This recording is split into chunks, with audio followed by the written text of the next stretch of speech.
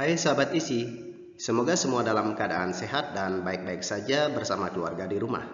And welcome to Isi Digital Learning. Bersama saya, Mr. Dewa Gederai. Dalam video kali ini, saya akan memaparkan mata kuliah teknik supervisi dengan materi supervisor sebagai perencanaan. Supervisor sebagai perencanaan. Baiklah sahabat isi, supervisor adalah manajer dalam ruang lingkup yang lebih sempit pada tingkatan manajemen yang lebih rendah. Supervisor dalam kedudukannya sangat penting dalam keberhasilan organisasi yang ada dan khususnya dalam lingkup hotel akan berperan penting untuk departemen di mana dia bekerja.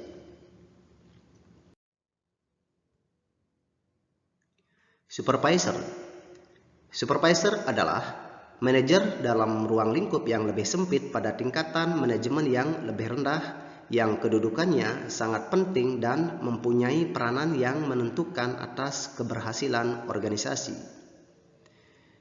Di mana seorang supervisor adalah sebagai wakil dari kepentingan pimpinan atas dan pimpinan menengah kepada para pelaksana yang merupakan kelompok mayoritas dalam organisasi.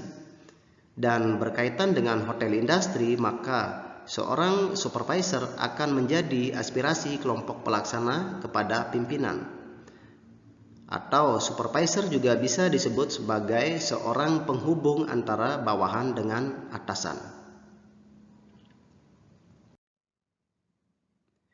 Oke sahabat isi, nah sekarang saya akan menjelaskan tentang tingkatan manajemen, di mana tingkatan manajemen terdiri dari 3 level atau 3 tingkatan. Di antaranya adalah top management, middle management, first line management. Nah, untuk tingkatan top management itu sendiri, biasanya kalau di hotel itu akan diduduki oleh seorang general manager.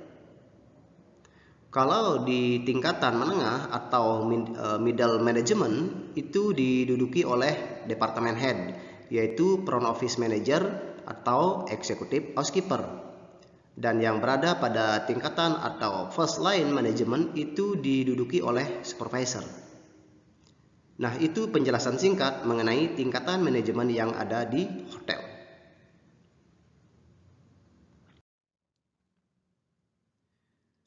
Kualifikasi dasar supervisor. Fungsi dan peran supervisor sangatlah menentukan di dalam sebuah organisasi.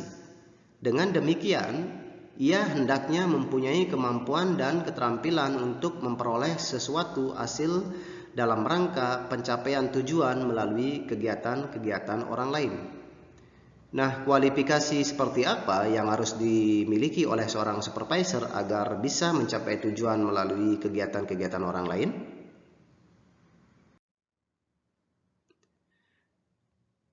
Oke sahabat isi, inilah 3 kualifikasi yang harus dimiliki oleh seorang supervisor dalam menjalankan tugasnya agar segala apa yang sudah direncanakan dalam organisasi atau departemen bisa berjalan baik dan mencapai tujuan organisasi itu sendiri. Yang pertama ada technical skill atau keterampilan teknis. Yang kedua, human relation skill atau keterampilan hubungan antar manusia. Dan yang ketiga, conceptual skill atau keterampilan konseptual. Nah, untuk lebih jelasnya saya akan jelaskan satu persatu tentang ketiga kualifikasi ini.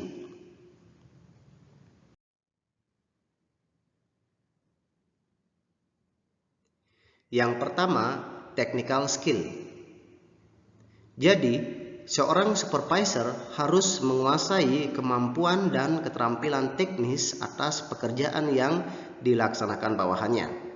Walaupun keterampilan teknis bukan merupakan faktor dominan untuk menunjang keberhasilannya, ia harus menguasai prosedur kerja secara baik. Idealnya, ia juga harus mampu mengerjakan pekerjaan tersebut dengan baik dan benar. Walaupun dikatakan bahwa seorang penyelia atau supervisor memperoleh hasil dari kegiatan bawahannya, tidak berarti ia tidak mempunyai tugas. Pada saat-saat dibutuhkan, penyelia atau supervisor harus dapat menyelesaikan tugas-tugas bawahannya, malah dengan hasil yang seharusnya lebih baik. Berperan sebagai pelatih atau trainer yang berfungsi melatih dan mengarahkan bawahan dalam melaksanakan tugas-tugasnya. Keterampilan teknis lain yang harus dikuasai menyangkut bidang tugasnya selaku supervisor diantaranya adalah membuat jadwal kerja, membuat laporan, dan menyusun anggaran. Nah, itu technical skill yang harus dimiliki oleh seorang supervisor. Oke sahabat isi, kita masuk yang kedua, yaitu seorang supervisor harus memiliki human relation skill. Dalam bagian ini, seorang supervisor harus bisa menjadi bagian dari keseluruhan hubungan, baik yang formal maupun yang informal yang perlu diciptakan dan dibina dalam suatu organisasi sedemikian rupa, sehingga tercipta suatu teamwork yang intim dan harmonis dalam rangka pencapaian tujuan yang telah ditentukan. Sebagian dari waktu, tugas seorang supervisor dihabiskan untuk berinteraksi dengan orang lain, baik atasan maupun bawahan, sehingga keterampilan menyangkut hubungan antar manusia ini menjadi sangat penting. Human relation ini dapat menyangkut keterampilan pengadaan tenaga kerja, seleksi, orientasi, training, supervisi, evaluasi hasil kerja, dan memberi motivasi kepada bawahan. Nah, itu human relation skill yang harus dimiliki oleh seorang supervisor. Dan yang ketiga adalah seorang supervisor harus mempunyai conceptual skill. Keterampilan ini sering disebut sebagai keterampilan manajerial atau managerial skill, di mana seorang supervisor bertanggung jawab atas bagian atau seksinya dalam rangka menunjang keberhasilan organisasi secara keseluruhan. Dengan demikian, seorang supervisor dituntut mampu menyusun konsep dan strategi untuk membawa bagian menuju sukses. Nah, itu conceptual skill yang harus dimiliki oleh seorang supervisor. Oke sahabat isi, hubungan penting antar keterampilan di antara first line management, middle management, dan top management di sini mempunyai hal yang berbeda, di mana seorang first line management lebih mengarah kepada teknikal dengan hanya sedikit konseptual. Artinya, lebih banyak melakukan controlling di lapangan untuk mengecek pekerjaan bawahannya. Contoh yang bisa saya ambil adalah seorang supervisor housekeeping akan lebih banyak di area untuk mengecek kamar tamu yang akan dijual, mengecek kebersihan public area, baik yang di front of the house ataupun back of the house, ketimbang diam di housekeeping office. Dan untuk middle management akan lebih menitik beratkan ke pimpinan organisasi yang menangani departemen-departemen tertentu, di mana akan mempunyai bawahan seperti first line management, dan antara konseptual dan teknikal seimbang dalam proses mengatur organisasi.